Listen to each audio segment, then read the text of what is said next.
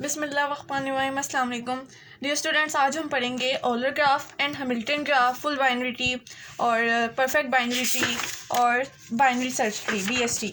ये आज हम पढ़ेंगे, ठीक है। ऑलर ग्राफ में क्या होता है कि हमने ना एजेस को कवर करना होता है। E फॉर एज, ठीक है। E फॉर एग नहीं, E फॉर एज, ठीक है। E फॉर एज का मतलब कि हमने एजेस को कवर करना है। एज क्या होती है हमारे पास? एज होती है हमारे पास ये लाइंस जो है ना, ये होती है हमारे पास एज, ठीक है। एजेस को हमने कवर करना है। यूज़ एवरी एज यानी यूज़ एवरी साइड। इसमें लेकिन रिपीटिशन ना हो, मतलब कोई लूप ना बन रही हो, कोई रिपीटिशन ना हो, ठीक है, उसको हम कहेंगे। अब फॉर एग्जांपल हमारे पास अब ये ग्राफ है एक, ठीक है। अब ये भी एक ये वर्टिसेस बने हुए हैं, ये जो अंडे बने हुए हैं, छोटे से सर्कल बने हुए हैं, ये क्या बने हुए हैं? वर्टिसेस बने हुए हैं, ठीक है। तो अब ये जो इसकी ये जो साइड्स हैं, ये है हमारे पास एज, ठीक है। अब हमने ना इसको कवर करना है। अब यहाँ पे फॉर एग्जाम्पल हम इसको कवर करते हैं। अब ए से हम जाते हैं, ये बीच में वाले के पास जा रहे हैं, ऐसे ए के पास डी। अब ए के पास डी है, तो बाकी को कैसे कवर करेंगे? अब ए और डी ये तो कैंसिल हो गया, ये ख़त्म हो गया ना। अब ये बाकी को कैसे कवर करेंगे? हम इसको कवर नहीं कर सकते, तो फिर इसका मतलब क्या हुआ कि ये ऑलर ग्राफ नहीं बन सकता, ठीक है। अब इसकी तरह अब एक और एग्जाम्पल कि कौन सा ऐसा ग्राफ है जो ऑलर ग्राफ बन सकता है, तो फिर उसकी एग्जाम्पल है, ये देखें। अब ये बनाते हैं, इसका मैंने एक ग्राफ बनाया, ठीक है, ठीक है। अब ये ए से लेकर हम सबसे पहले हम गए हैं ई की तरफ, ठीक है। ई से सी, ठीक है, सी से डी, डी से बी, बी से ए। तो मतलब ये सारे कवर हो गए हैं और ये आखिर में आ भी किसके पास गया है? ए के पास एंड पे आ गया। तो इसको हम कहेंगे ओलर सर्किट। जो जहाँ से शुरू हुआ है और वहीं पे ख़त्म हो जाए, उसको हम कहेंगे ओलर सर्किट, ठीक है। अब एक और, अगर पाथ एग्जिस्ट नहीं कर रहा, जैसे इसमें ये पाथ एग्जिस्ट नहीं कर रहा, तो सर्किट तो नेवर कभी भी एग्जिस्ट नहीं करेगा। लेकिन अगर सर्किट एग्जिस्ट कर रहा है तो वो पाथ तो ऑटोमेटिकली होगा वो, ठीक है। इस तरह ये देखें, अगर एक ये जैसे पाथ भी है और ये सर्किट भी है, तो हम इसको कहेंगे लॉरियन, ठीक है, ये कहेंगे। अच्छा जी, तो आगे हमारे पास सबसे पहले हमारे पास ये है, ठीक है, इसको देखते हैं। ये हमारे पास बात है, अगर हम यहाँ से कवर करते हैं इसको, ठीक है, यहाँ से कवर किया हमने, फिर हम यहाँ पे गए, ठीक है, और फिर हम यहाँ से गए, ठीक है, फिर इधर और फिर इधर चले गए।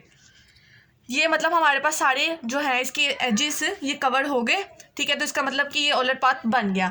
लेकिन अगर हम ये करते हैं कि हम सबसे पहले हम यहाँ से गए हैं, ठीक है, और हम उल्टा इधर चले गए हैं, तो अब बाकियों की तरफ कैसे जाएंगे? तो इस वजह से रिपीटिशन तो करनी नहीं है, रिपीटिशन नहीं करनी। तो अगर हम इस तरह कर लेंगे तो हमारे पास पाथ नहीं बनेगा। तो हमने इस तरह के रास्ते चुनने हैं कि हमारे पास बाकी के जाने का भी रास्ता हो, ठीक है, और हमारे पास ओलर पाथ बन जाए, ओलर सर्किट बन जाए। हमने इस तरह रास्ते चुनने, ना कि हमने यहाँ पे गए हैं और यहाँ पे फंस गए हैं। अब इसके बाद हम कैसे जाएं? देखें, यहाँ पे गए हैं, यहाँ से लेकर यहाँ पे, फिर अभी यहाँ पे गए हैं, तो फिर तो ये वहीं पे आ गए। बाकी के एजेस कौन कवर करेगा? इसको कैसे कवर करेंगे?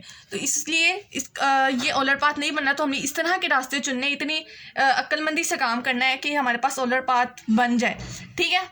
उसके बाद है हैमिल्टन ग्राफ।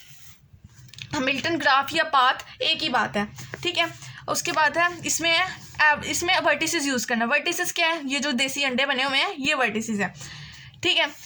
आगे है, इसमें है कि रिपीटिशन नहीं होनी, इसमें भी जैसे इसमें है कि रिपीटिशन नहीं होनी, इसमें भी है कि रिपीटिशन नहीं होनी, कि सर्किट, जैसे मैंने पहले बताया कि सर्किट पाथ बन सकता है। अच्छा जी, इसमें यहाँ पे देखना है, तो ये भी हैमिल्टन पाथ कैसे बनेगा? नहीं बन सकता ये, क्योंकि ये देखें, अब यहाँ से हम इसको ख़त्म कर दिया। ये देखें, हम यहाँ से शुरू हुए हैं, ठीक है, यहाँ से शुरू हुए और यहाँ पे चले गए, ठीक है। लेकिन अब बाकियों को कैसे, ये जो बाकी जो है वर्टिसेस, इसको कैसे हम ख़त्म करेंगे? इसको नहीं कर सकते हम ख़त्म, तो फिर इसका मतलब ये हैमिल्टन पाथ नहीं बन सकता। उसके बाद अगला है हमारे पास ये एक ग्राफ फॉर एग्जांपल, ये हमने इस तरह बनाया, मतलब इसके साथ हमने ये बस लाइन्स लगा दी हैं, ठीक है। इसके साथ तो हम कर सकते हैं, यहाँ से लेकर यहाँ पे जाएंगे, ठीक है। उसके बाद हम यहाँ पे जाएंगे, ठीक है, और ऐसे ऊपर जाके फिर हम नीचे जाएंगे, फिर ऊपर आ जाएंगे, तो ये तो वापस हम वहीं पे आ गए। तो इसका मतलब क्या है? ये हैमिल्टन सर्किट बन गया ये, ठीक है।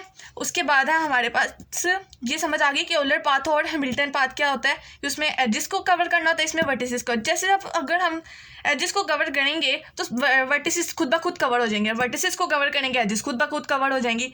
तो ये एक छोटी सी एग्जांपल है हमारे पास, ठीक है। उम्मीद है आपको समझ आई होगी। उसके बाद है full binary tree. Full binary tree में क्या होता है? ये जो हमारे पास यहाँ पे ना, ये जो अंडे बने हुए थे हमारे पास, ये अंडे हैं हमारे, ठीक है। ये branches of node should be equal to 0 और 2। ये जो इसके आगे से इसकी जो बन रही हैं नोड्स जो बन रही हैं इसको नोड्स कहते हैं। अब आगे से जो बन रही हैं उसको 2 या होने चाहिए या 0 होना चाहिए। अब यहाँ पे है कुछ भी नहीं बनी हुई, ठीक है, यहाँ पे कोई नहीं बनी हुई, तो इसका मतलब ये फुल बाइनरी ट्री है। अगर हमसे कोई पूछा जाए ये शेप बना दे, स्ट्रक्चर बना दे और कहे कि बताओ ये कौन सा है ग्राफ है, तो हम उसको कहेंगे फुल बाइनरी ट्री है ये। क्यों? क्योंकि यहाँ पे 0 है और यहाँ पे 2 है, यहाँ पे भी 0 है लेकिन यहाँ पे 2 है, तो इसका मतलब ये फुल बाइनरी। लेकिन अगर हमें ये दे दिया गया यहाँ पे भी 0 है, यहाँ पे भी 0, लेकिन यहाँ पे तो 3 है, इसका मतलब कि ये नहीं बन सकता, ये फुल बाइनरी ट्री नहीं है। इसको कहेंगे कि कोई ग्राफ नहीं है हमारा, ठीक है। अगला है हमारे पास perfect binary tree. Perfect binary tree में क्या होता है कि उसके 2 बच्चे होने चाहिए, 2 अंडे होने चाहिए उसके। ये जो होता है ना सबसे ऊपर वाला जो पहाड़ की चोटी बनी हुई है ये, इसको हम कहते हैं पेरेंट नोड, ठीक है, ये सबका अब्बू होता है। अब यहाँ पे हम नीचे जाते हैं ना तो इसके ये यहाँ पे उसके उन्होंने कहा कि सबके जुड़वा बच्चे होने चाहिए, 2 बच्चे होने चाहिए, तो ये 2 इसके हैं और इसके भी 2 हैं, लेकिन यहाँ पे इसका नहीं है, तो इसका मतलब कि ये नहीं है। लेकिन अगर यहाँ पे होते, ठीक है, अगर यहाँ पे होते तो फिर ये परफेक्ट बाइनरी ट्री था, लेकिन अगर ये नहीं है तो फिर ये कौन सा ट्री है, फिर ये है फुल बाइनरी ट्री। ओके, उसके बाद है binary search tree. Binary search tree में होता है कि हमने फाइंड क्या करना है, फाइंड करना होता है, नंबर्स को फाइंड करना होता है। अब देखें, अब यहाँ पे सबसे जो पेरेंट नोड है वो 15 आ गया, ठीक है। अब जो लेफ्ट वाला बच्चा है, जो बाएं वाला बच्चा है, जो बुरा वाला बच्चा है ना, वो उससे हमेशा कम ही रहेगा, वो आगे नहीं बढ़ सकता।